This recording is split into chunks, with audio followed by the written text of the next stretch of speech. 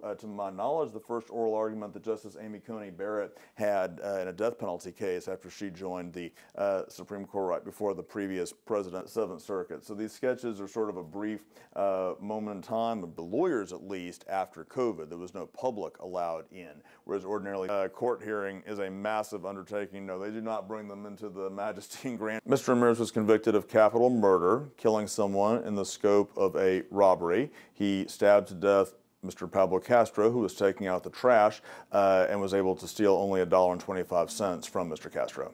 That certain liberties be afforded to such citizens. No criminal history. He served in the military. I guess he was discharged. I mean, I don't think we were unsuccessful in our last two lines of attack today. The Board of Pardons and Paroles, an arm of the governor's office, denied the request for clemency. And then separately, I had filed last week with the presiding state district judge, Bobbie Galvan in Oasis County, a motion to withdraw the death warrant on the grounds that there were some various procedural defects, and he ruled against us earlier today. So as we sit here now, there's no appeal pending that would stop Mr. Ramirez's execution on Wednesday night.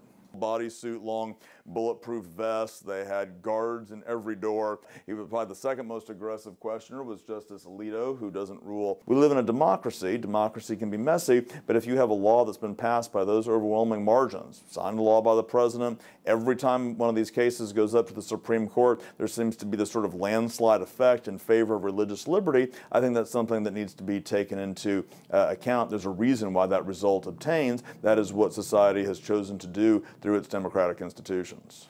And then the quill feather, I don't know if you know about that, those are those cases. So I was able to grab one from one